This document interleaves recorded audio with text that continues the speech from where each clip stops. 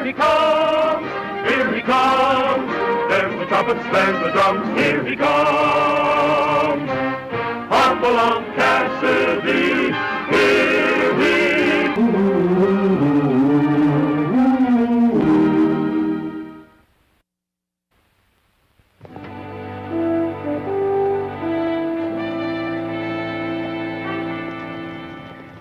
Bar 20 was peaceful and quiet after the spring roundup. I was catching up on my bookkeeping, which I'd allowed to accumulate. Red was helping me.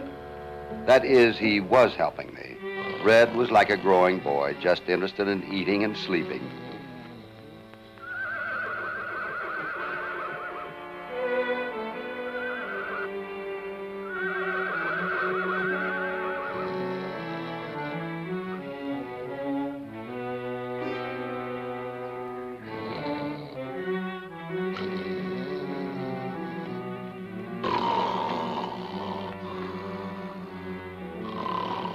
Red.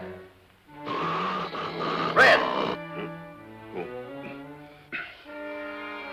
256, 257. Where are you going? You recognize that horse? No, never seen him before.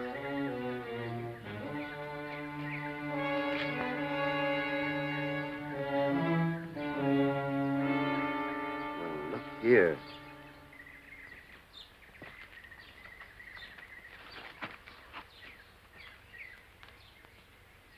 Well, he doesn't seem hurt. He probably rode this far and fell off his horse from exhaustion. I bet a little food and warm milk will fix him up. Probably will. Let's get him in. The hot milk and food did the trick. His name was Billy Murdoch. His father, Tom, was a good friend of mine. Perhaps I should have recognized Billy, but he was only 7 the last time I'd visited his home. There's a little more right there. Thanks for taking me in, Hoppy. Ah, that's all right, son. Now, what's this visit all about? I rode over from National City, 'cause I need your help.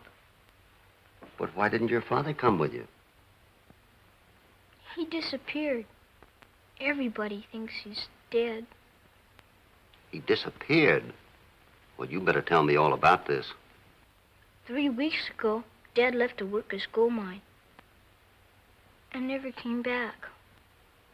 Well, that's strange. Have there been any searching parties out for him?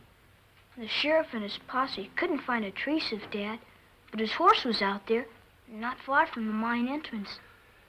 Tell me, did your mother know you were coming to see me? No, sir. She would have stopped me. Oh, not your mother. You're thinking of my real mother, Hoppy. Sure. She died 3 years ago. Oh, I'm sorry, son. For the past year, I've had a stepmother. Her name's Dorothy, and she's very pretty. She's been awful good to me, and I love her. I'll bet you do. We'll go home with you. Gee, Hoppy, that's swell. I knew I could count on you. Now, tell me something. Do you think your dad is dead?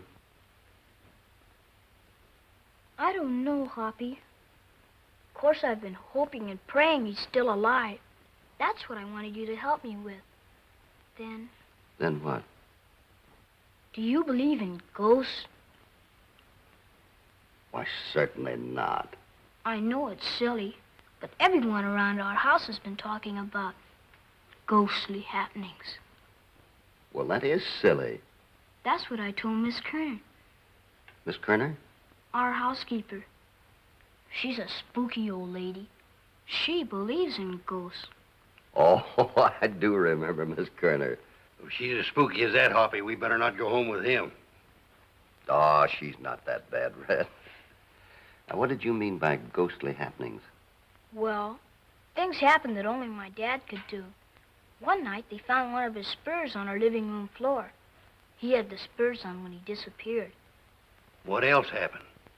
Another time, Father's horse carried on something awful and tried to break out of his stall.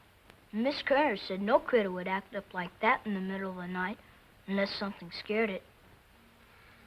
Billy, do you think your father could be hiding out for any reason? No, sir. He talked a lot to me. I'd know if something was wrong. Ah, you're probably right. So you get some rest, and we'll leave for your house the first thing in the morning. Up you come. I'll give you another pillow here. We had left the Bar 20 early the next morning.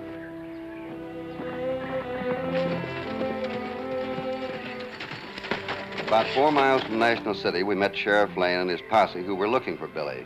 I explained about him. We rode on toward town. I couldn't learn anything new from the sheriff. He was convinced the boy's father was dead. As for the ghostly happenings, the sheriff scoffed at the idea. He said in his opinion it was all the imagination of the housekeeper, and yet he couldn't explain how that spur got into the living room. Billy's mother was so glad to see him, she forgot all about scolding him for going off alone. She appreciated my coming over and naturally would do everything to help, but she feared any effort to find Tom would be useless. Well, I've got some work to do. Thanks for bringing the boy home, Mr. Cassydi. Next time you decide to go someplace, let me in on it, will you? I will, Sheriff. Where's the best place in town to eat, Mrs. Murdoch? Our place. You and Mr. Cassydi will be my guests. That's very kind of you, Mrs. Murdoch, but I want to warn you. He'll eat you out of house and home. Hey, here comes Uncle Henry. Hello, Uncle Henry. Billy, where have you been? I brought Mr. Cassydi to find my dad. That's Henry Grant, the banker. He's a good friend of ours, an executor of the estate. He's been so helpful. Billy calls him Uncle. I'm so happy the boy is back. Mr. Cassydi, Mr. Connors, this is Uncle Henry Grant. He takes care of our money. Nice of you to come over, Mr. Cassydi. Very happy to do anything for a good cowboy like this. Come on, let's get home. I'm hungry, too. I'll tell you what we do. You three go ahead, and I'll come out a little later. I want to have a talk with Mr. Grant. Ah, shucks. I didn't want to go home without you. I'll be there soon enough. Well, we can wait. Henry was coming out this evening for supper anyway. That's right, Dorothy, but there's a few things I must clean up at the bank. Won't it keep? I'm afraid not. We'll see you later. Bye. Uncle Henry was very cooperative. He'd only been in National City the past 3 years. However, he knew Tom and I were friends. He said there was no reason for Tom to voluntarily disappear. The ranch was operating at a profit, and Tom had high hopes of striking a rich vein in his mine. I asked about his will. Mrs. Murdoch was well taken care of, and a trust fund was set up for Billy. Well, I'm glad to hear that Mrs. Murdoch and the boy are going to be taken care of. Now, what is your opinion of this ghost business? Oh, it could be just Mrs. Kerner's imaginings. She's an odd woman. Seems to resent Tom's second wife. Frankly, I think she's just trying to frighten Dorothy. You're probably right. Well, I'll see you out at Mrs. Murdoch. Yes, indeed. Thank you you. for coming in. You believe in ghosts, don't you? Don't you? Well, Miss Kerner, I don't know. I'm telling you, Tom Murdoch's ghost is haunting this house. It's no wonder with all the goings-on around here. The goings-on? Poor Mr. Murdoch couldn't rest peaceful, no matter where he is. He had to come back. Why? Why, it's a disgrace the way the second Mrs. Murdoch carries on with Frank Ellis, the foreman. I caught them whispering a couple of times. You couldn't be imagining things just because you dislike her so. I have good reason for disliking her. And I'll tell you something else. Ellis was hired right after Tom married this girl. I found out Ellis and she came from the same town. Miss Kerner, do you happen to know the terms of Mrs. Murdoch's will? Yes, I wasn't left anything. If Estelle had lived, I'd have been taken care of. But don't you get any ideas that I knew anything about Tom's disappearance. I loved him like my own flesh and blood. Well, I'm in hopes he's still alive and that I can find him. You're wasting your time. Miss Kerner, I appreciate the way you feel about all this, but I don't think it's a good idea for you to talk so much about Mrs. Murdoch. Why not? She was no good for Tom. She's no good for the boy. She's no good for any man if they'd have her. She's not satisfied with playing up to the foreman. She's even trying to make up to Mr. Grant. Oh? He's a fine man, though. He won't have anything to do with the likes of her. Poppy, I was looking for you. Well, I've been trying to earn my board and keep helping Miss Kerner. Let me see those hands. I hope you've washed for dinner. Somebody has to tell you what to do. Your stepmother doesn't pay any attention to you. Did she tell you about the ghost? Oh, sure. Well, we won't talk about that anymore, huh? Hoppy, after supper, could we go for a ride? After supper, Hoppy's going for a ride around the country. Can't I go with you? No, not this time. You better stay here. But I'll tell you what. What? Tomorrow morning, you can take me out and show me your daddy's mine. I know a shortcut. We'll be there in no time. Good. Hoppy, Frank Ellis, the foreman. I'm glad to know you, Mr. Cassydi. Hi, Ellis. I suppose you've been told all about the ghost. I heard quite a lot. Well, I have an idea the boss just decided to leave for reasons best known to him. Mr. Ellis, you stop talking like that. You look here, Billy. You get out in that kitchen and see if food's ready.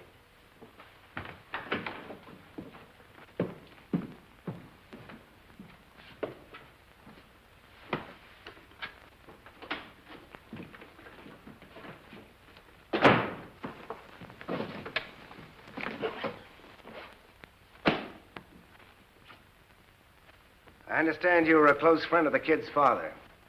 Yeah, even though I haven't seen him for quite a while. Say, you said your boss just decided to leave for reasons best known to himself. What did you mean by that? Just a hunch. With that entry. What about it? It's in Tom's handwriting. It wasn't there yesterday. Well, it does look like the same writing.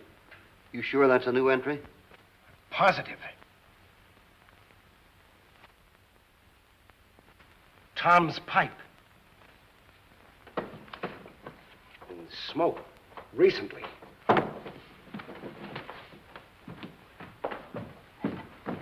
Hey, Hoppy, I am beginning to believe in ghosts. You would. I can't say the supper that evening was the most pleasant meal I'd ever had. I'd heard a lot, and strange as it seemed, Miss Kerner was right. Mrs. Murdoch was playing these two men against each other. To make sure I wasn't missing anything, she turned toward me and smiled as if to say, "See, what did I tell you?" However, two people at the table were oblivious of all the undercurrents. They were enjoying their food.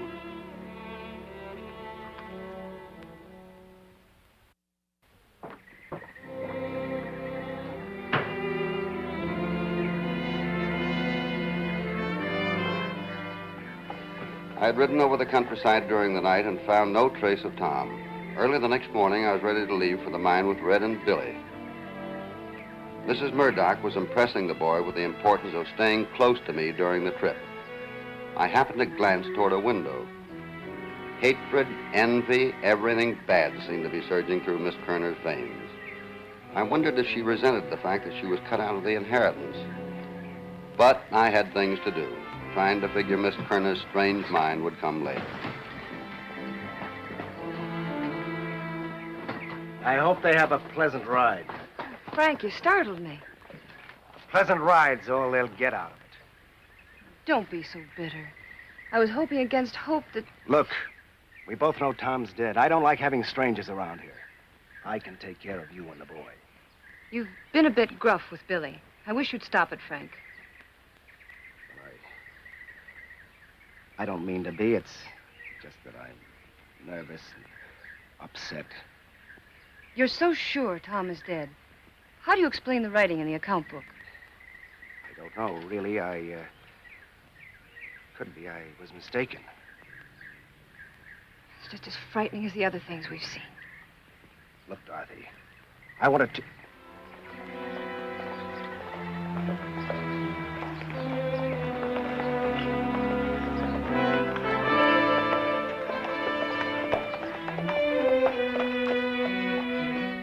Billy led us directly to the mine. I abandoned all thought of examining the ground. Dozens of people had already been there.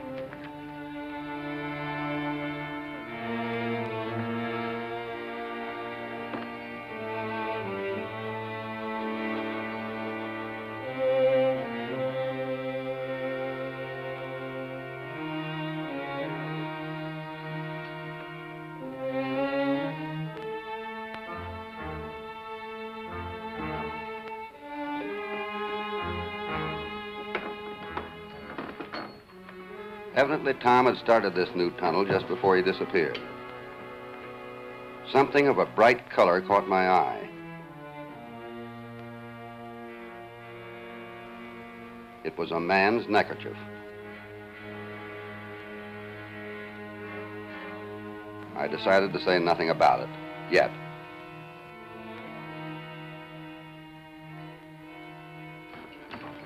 Find anything? No, son, I'm sorry. I told Red and Billy we'd take a look at the surrounding country. The boys seemed disappointed because I found nothing more encouraging. As we headed back, I couldn't help thinking that after all, there might be something to the foreman's idea that Tom was hiding out, for reasons best known to him. And yet Murdoch was not the kind of fellow to do a thing like that. My nerves are about to crack, Henry. These past 3 weeks have been unbearable. Dorothy, you've got to get hold of yourself. Tom's disappearance wasn't enough. Those other things had to happen. You ought to get that crazy ghost thing out of your mind. Things like that can't happen. But they did. Tom's spur might have been here on the floor all the time. Maybe an innocent noise frightened his horse. But the writing in that account book, I tell you, Henry, that is not anyone's imagination playing tricks. And I tell you to forget it. I can't. I'm frightened. You saw the handwriting. You know it was my husband's. You examined the pipe. Yes, I admit I can't give you any explanation now, but it will all work out. You think Mr. Cassydi might uncover something? He's very clever. But who can find a man who's dead, wandered off into the wasteland, or catch a ghost?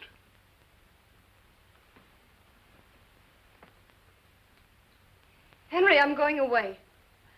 I can't stand anymore. I believe that would be the best thing for you and the boy. I'll keep you advised. You're a good friend, Henry. Ellis is a capable foreman. Everything here will be all right. Take Miss Kerner along to help with Billy. I don't want her along. Why not? She makes me nervous. And what's more, when I return, I want her to be gone.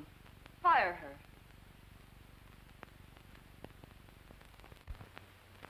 Mrs. Murdoch had identified the neckerchief as her husband's.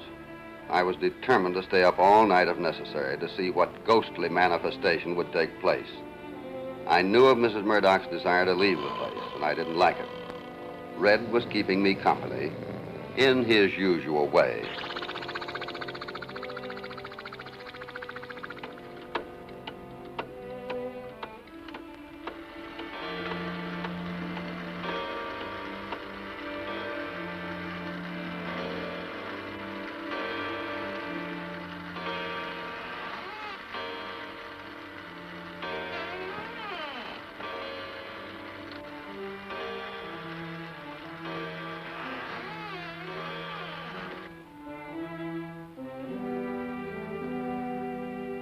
Oh, there you are, Hoppy. I looked in your room. What's going on? What are you doing up so late? I couldn't sleep. Please don't scold me. Oh, certainly not. I want to be brave, but I'm scared. You're not alone, Billy. You know the trouble with him. He has nightmares because he eats too much. I guess if you couldn't find my dad, Hoppy, I reckon what people say is true. Billy, I don't know what to think. You've done all you could, and And what? I read in a book, when you know something terrible's gonna happen, you grit your teeth and face it. That's right. And be brave. Where does courage come from, Hoppy? Oh, Billy, I guess nobody really knows. People perform heroic deeds, and they wonder where the courage came from. I think the best answer's in the Bible. It says, "Be of good courage, and he shall strengthen your heart. All ye that hope in the Lord." I'll remember that. Mr. Connors? Could I speak to Hoppy alone? Oh, sure.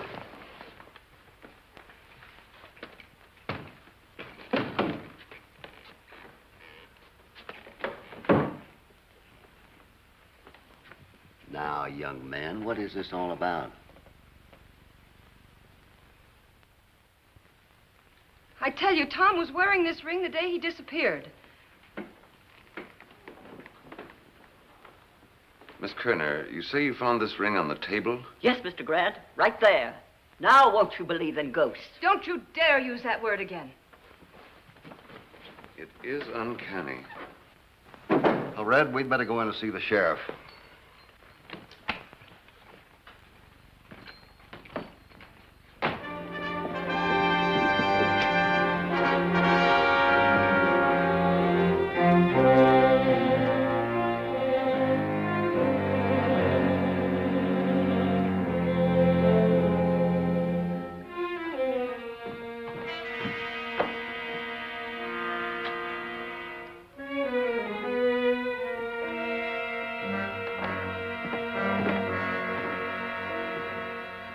Looking for something, Mr. Ellis? Keep your hands off that gun.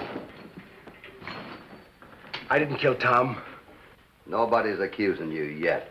I just came here looking for him. I figured he must be around, especially after that ring business. Say, you're a bit confused, ain't you, mister? A minute ago, you was telling us you didn't kill him. Now you're telling us he's around here somewhere. Well, I'm a little mixed up. I don't know what I'm saying. Quiet. Get back, get back. Get it.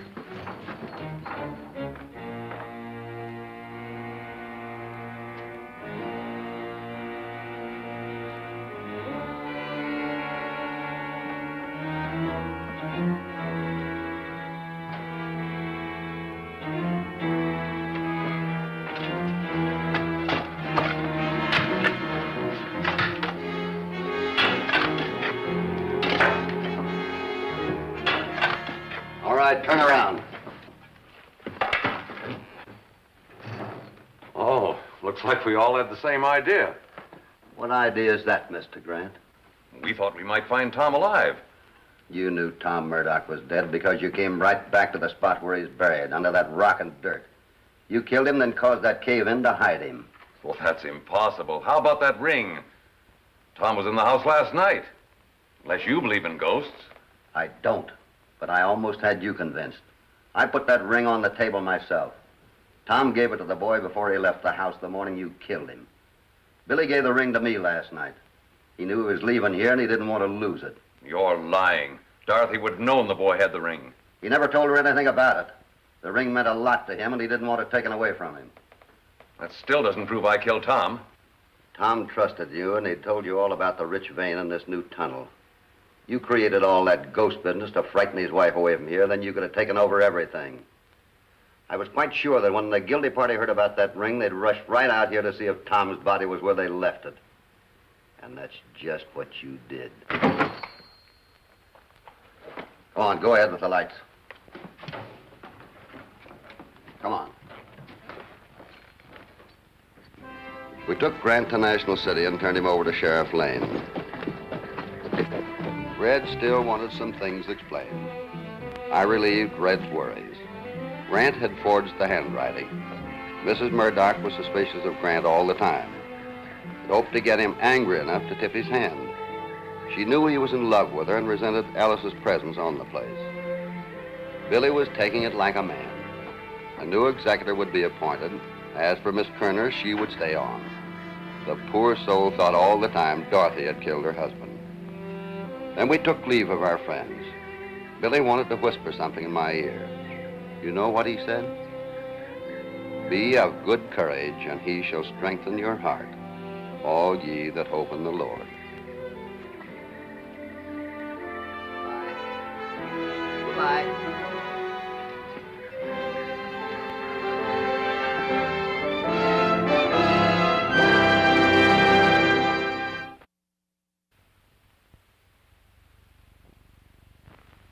Hi there, my little friends. Have you been washing your face and hands good lately? How about your ears? They look pretty good. Don't forget that soap and water not only keeps you nice and clean, but it also protects your health. So use lots of it, won't you? I'll see you next week. He goes on his way down the moonlit trail to where cowboy sleigh. Hop along, Cassydi.